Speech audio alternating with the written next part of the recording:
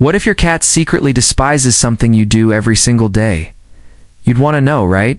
Problem is, cats don't complain. They don't bark. They don't whine. They just quietly withdraw. And most owners never figure out what drove them away in the first place. Some of what you're about to hear will catch you off guard because these aren't obvious errors. The things that feel caring, that feel completely normal, that you'd never even think twice about. Let's begin with one. Almost everybody gets wrong. 1. Burning candles and essential oils. You know that vanilla candle you light every evening to unwind after a long day? Your cat is not unwinding, not even a little. No.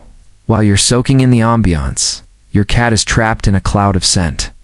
So overwhelming, it's practically suffocating their senses. A cat's nose has over 200 million scent receptors. Yours has about 5 million. So that's soft lavender candle. To them, it's like being locked inside a room full of open perfume bottles with absolutely no way out. It gets worse. Essential oils like tea tree, eucalyptus, and peppermint aren't just unpleasant to cats. They're genuinely toxic. Cats lack a specific liver enzyme called glucuronyltransferase, which means they physically cannot process certain compounds found in these oils. Even diffusing them in the same room can lead to respiratory distress, drooling, vomiting, and in serious cases, liver damage. Ow. And here's what makes this so deceptive. Your cat won't react dramatically. It won't cough or bolt out of the room, screaming. You just quietly leave or start sleeping somewhere else, and you never make the connection. Actually, its silent withdrawal is something we're going to return to in the final part of this video, because the way cats go quiet when something is wrong is one of the most misunderstood and heartbreaking things about them. So, if you love your candles, here's what to do. Switch to cat-safe alternatives. Keep the room ventilated and never use essential oil diffusers in spaces your cat cannot escape from. Your relaxation routine shouldn't come at the expense of their health too, forcing them to share territory. Do you have more than one cat? Then here's a question that might sting. Did you ever pause to consider that one of them might be silently suffering? Most people assume cats will just work it out. Bring a new cat home.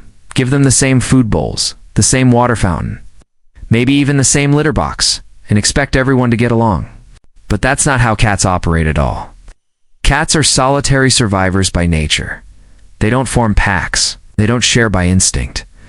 When you force two cats into the same resources without giving them their own space, what you're really creating is a low-level territorial conflict that never ends. A 2017 study published in the Journal of Veterinary Behavior found that resource competition is one of the primary causes of chronic stress in multi-cat households. And the frightening part, it doesn't always look like fighting. Sometimes it's one cat quietly refusing to eat. Sometimes it's one of them avoiding the litter box altogether or hiding under the bed for hours while the other patrols the house. Like they own it, because in their mind, they do. The fix isn't complicated, but most people overlook it. One litter box per cat, plus one extra. Separate feeding stations, multiple elevated resting spots. Vertical space matters just as much as floor space because height equals safety in a cat's mind. You don't need a bigger home. You just need to stop making them compete for every single thing. And hey, if any of this is making you rethink something you've been doing, hit like and subscribe so we can get this video to more cat owners who need to hear it. 2.3. Petting their belly when they show it. Your cat rolls over and exposes their belly. What do? Be honest. You go straight in for the rub, right? And then 2 seconds later, they grab your hand, bite it, kick it with their back legs, and you're left sitting there wondering what just happened. Here's the truth. When a cat shows their belly, it's not an invitation. It's a statement. They're telling you, I feel safe enough around you right now to expose the most vulnerable part of my body. That's it. It's trust, not a request. And the moment you reach in and touch it, you've just violated the very thing they were trying to express. Think about it from their perspective. Their belly houses every vital organ. In the wild, exposing it means certain death. So when your cat does it at home, it's actually one of the highest compliments they can offer you. But most owners turn that compliment into a reason to grab, and the cat learns something painful. That showing trust leads to being touched in a way they never asked for. A study from the University of Lincoln found that cats who were regularly touched in preferred areas like the cheeks, and the base of the ears showed significantly more positive responses and fewer signs of agitation than cats petted on the belly or tail. The research confirmed what behaviorists have been saying for years. Just because a cat displays it doesn't mean they want it touched. So next time your cat rolls over, try this instead. Just be present. Speak softly. Give them a slow blink. Let them own that moment of vulnerability without turning it into something physical. That's how you build a bond that truly lasts. For staring directly into their eyes, have you ever locked eyes with your cat and held that gaze, thinking you were sharing a deep emotional moment? What if that moment was actually causing them discomfort? A cat in the human world, eye contact signals connection, tension, love. But in the cat world, it means something entirely different. A direct, unbroken stare is one of the most aggressive signals a cat can receive. Among cats, prolonged eye contact is a challenge. It's what they do right before a confrontation. So, when you sit there gazing into your cat's eyes thinking you're bonding, your cat is sitting there thinking something is very wrong. And this is where it gets fascinating. You've probably noticed your cat doing the slow blink, that half-closed, drowsy-looking thing they do when they're at ease. It's not random. A 2020 study from the University of Sussex found that cats were significantly more likely to approach a person who slow blinked at them compared to someone with a neutral expression. The researchers described it as a form of positive emotional communication between cats and humans. In other words, the slow blink is the real connection. That's the love. The long stare, that's the threat. So here's the shift. Stop trying to hold your cat's gaze the way you would with a person. Instead, look at them gently and slowly close your eyes for a moment. Then open them. Do it calmly. Do it without expectation, and watch what happens. Most of the time, they'll blink right back. Small exchange says more than 100 stares. Ever could, it's your cat telling you, "I trust you." And this time, you're actually speaking their language. 5, moving their things without warning.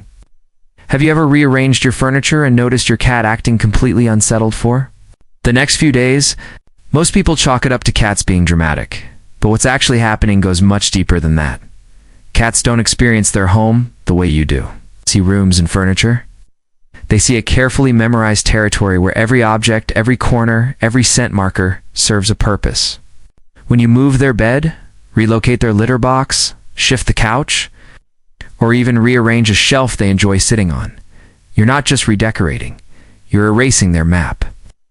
And a cat without a map feels like a cat without a home. This isn't just behavioral theory. Cats rely heavily on something called spatial memory. They build mental blueprints of their environment and use scent marking to reinforce them. That's why your cat rubs their face against the edge of your couch or the corner of a wall. They're not being adorable. They're placing invisible markers that tell them, "This is mine. This is safe." When you wipe those away or move the object, entirely that sense of security disappears with it. And it shows up in ways most people miss. A cat who suddenly hides more, a cat who stops eating for a day, a cat who begins going outside the litter box. These aren't random behavioral issues. They're stress responses to an environment that no longer makes sense to them. So if you need to make changes, do it gradually. Move one thing at a time. Let them re-explore and remark the space. Never relocate their core essentials like their food, water, or litter box all at once. Small shifts feel like adjustments. Big ones feel like a threat. 6, ignoring them when they talk to you. Remember earlier when I said we'd come back to the way cats go quiet when something is wrong? This is that moment, and it might be the most important part of this entire video. Here's something most people don't realize. Adult cats don't meow at each other. They just don't. Meowing is a language they develop specifically to communicate with humans. Your cat literally created a way to speak to you, so what happens when you ignore it? Think about what that really means. Every meow at the door, every chirp when you walk into the kitchen, every little trill when they follow you down the hallway, those aren't random sounds. Those are your cat choosing, over and over again, to try to reach you. And when you scroll past them, talk over them, or simply don't respond at all, something shifts. They don't get louder. They don't try harder.